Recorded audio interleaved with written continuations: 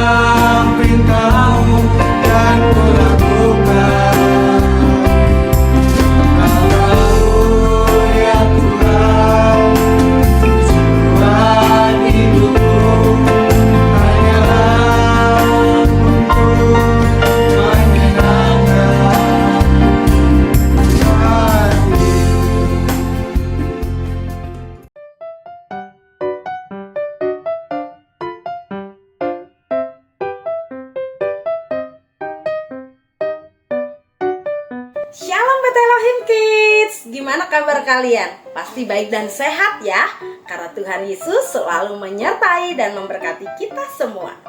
Selamat berjumpa lagi bersama dengan Kak Tias di ibadah online dengan tema Hormati Pemimpinmu.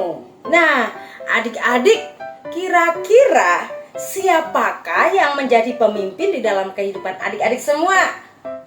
Ya betul. Bisa jadi itu orang tua kita. Ada juga, ya itu guru di sekolah. Ada juga yang lain, siapa pemimpin yang lain? Ya, kalau di negara kita pemimpinnya adalah Bapak Presiden. Ya, ada juga pemimpin kita. Ya, itu Pak Lurah tuh, itu juga termasuk pemimpin kita ya. Ada siapa lagi ya? Ya, kalau di gereja itu Bapak Gembala, Ibu Gembala, dan juga kakak-kakak sekolah minggu. Itulah pemimpin yang Tuhan percayakan di dalam kehidupan kita semua. Oh iya adik-adik, kira-kira nih ya, pemimpin yang seperti apa yang adik-adik sukai nih? Iya, kakak suka pemimpin yang baik hati, pemimpin yang perhatian, pemimpin yang selalu melindungi kita, menjaga kita, mendoakan kita. Pasti seneng ya kalau kita punya pemimpin yang begitu. Iya, kakak juga suka sama pemimpin yang begitu.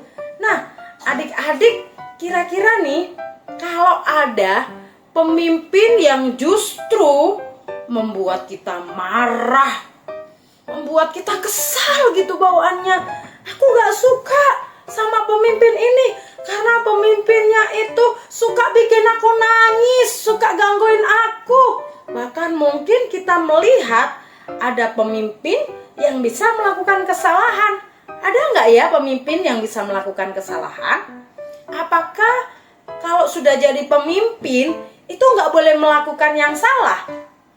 Iya sih, memang nggak boleh melakukan yang salah. Tetapi kita nggak bisa menghindarinya. Kita juga bisa menemukan pemimpin yang tidak sesuai dengan yang kita harapkan.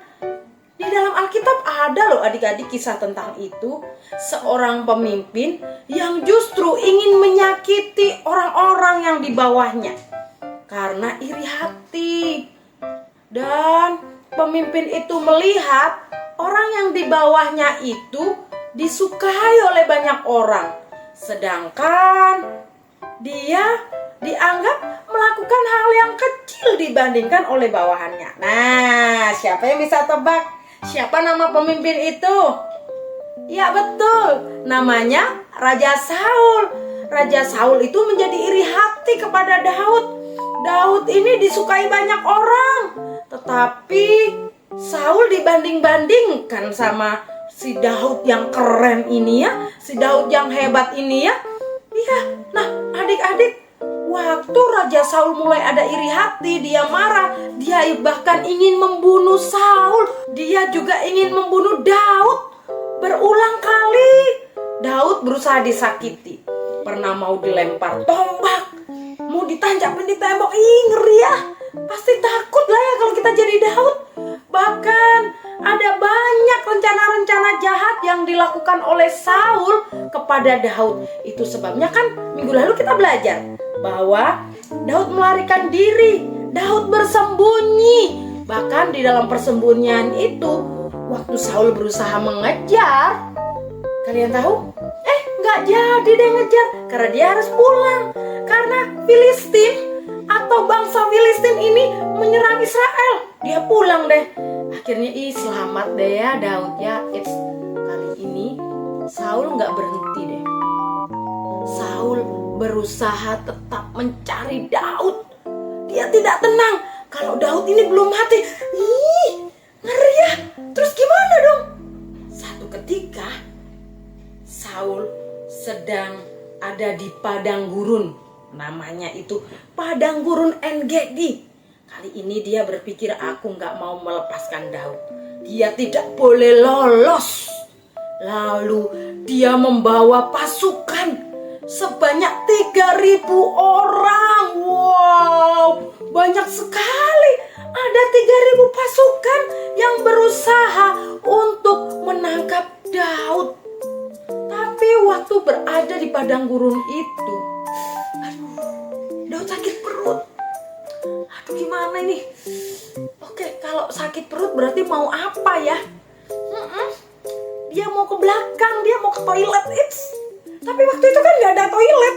Gimana dong dia sakit perut? Terus dia harus gimana? Dia harus pergi kemana?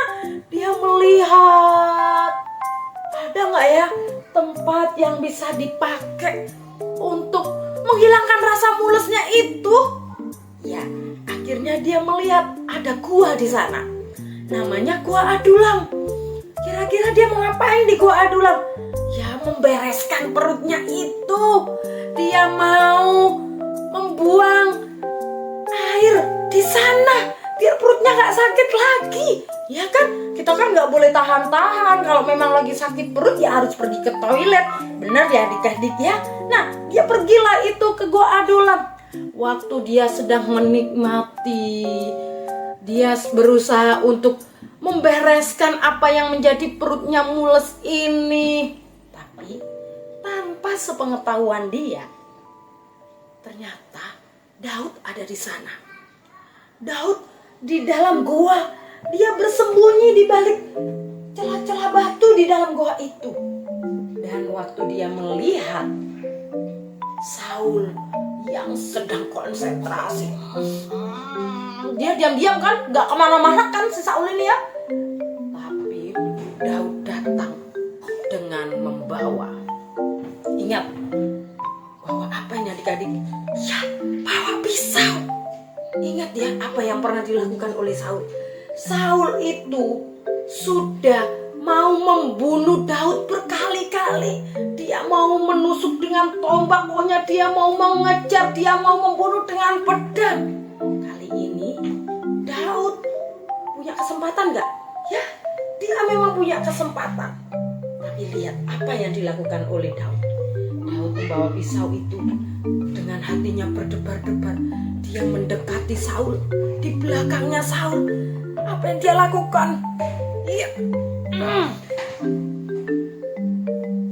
Dia hanya memotong ujung jubah Saul.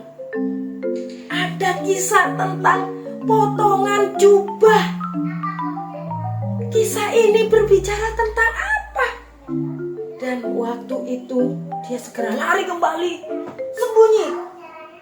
Dan Saul tidak tahu apa yang terjadi dengan jubahnya. Dia langsung pergi keluar. Dia datang kepada pasukannya. Dan apa yang terjadi adik-adik? Daud ini sewaktu melihat Saul sudah keluar dari Gua Adulam, orang-orang yang bersama Daud bingung. Daud, itu tuh kesempatan kamu. Lihat apa yang sudah Saul lakukan sama kamu. Kok kamu hanya memotong ujung jubahnya? Yang benar saja, kamu bisa saja membalas dendam. Kamu juga bisa membunuhnya. Tapi tahu nggak apa yang dilakukan oleh Daud? Daud katakan kepada orang-orang yang mengikutinya, Saul adalah pemimpin yang dipilih dan diurapi oleh Tuhan.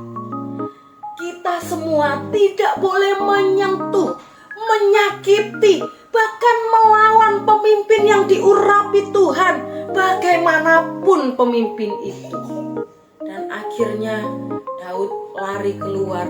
Dia memanggil Saul, "Tuanku Raja!" Lalu Saul menoleh ke belakang. Dia melihat, Daud ada di dalam goa itu. Padahal aku tadi ada di dalam goa itu. Dan dia tidak mengapa-apakan aku. Bahkan dia tidak membunuh atau memukulku. Dan Saul begitu gemetar.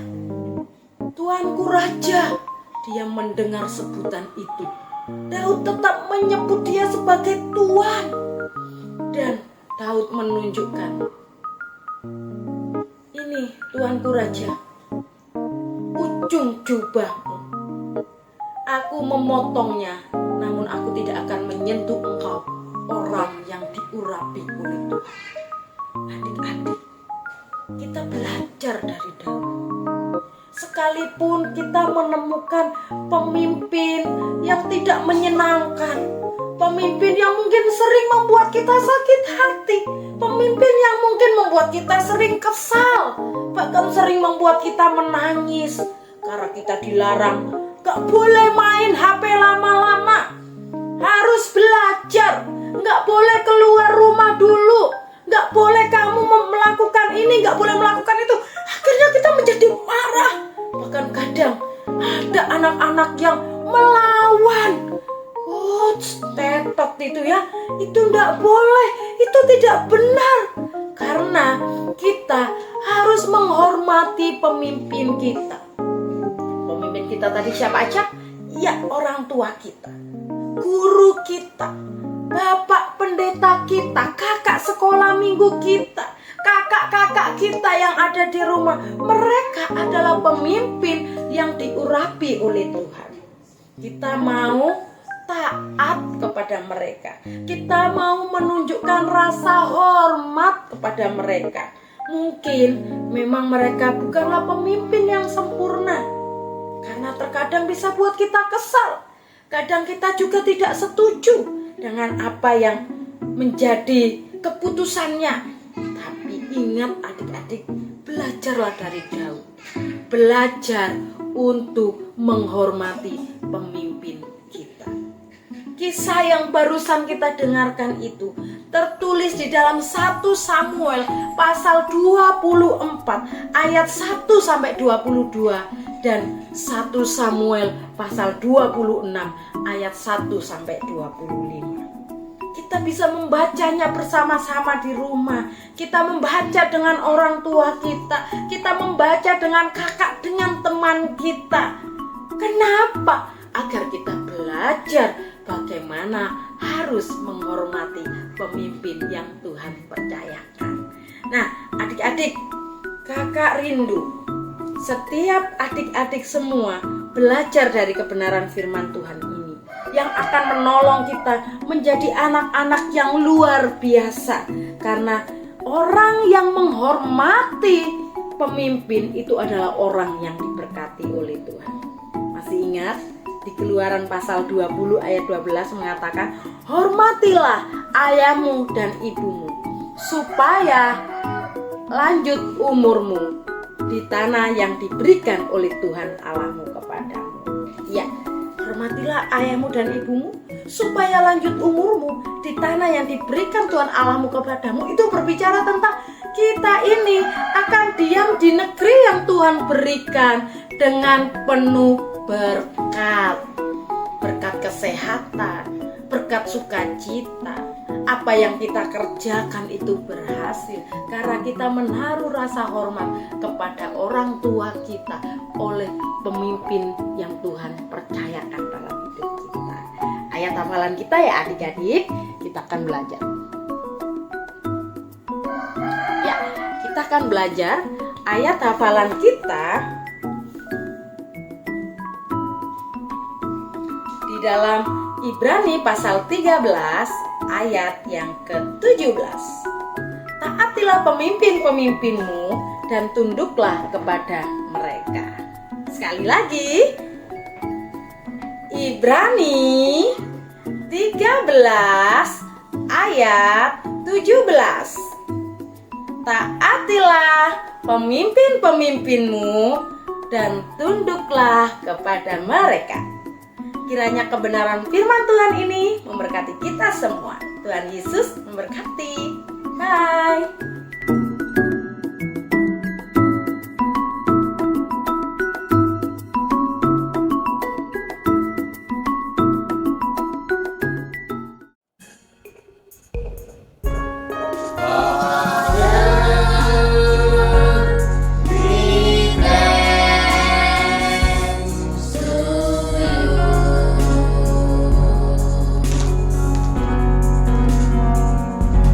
Father,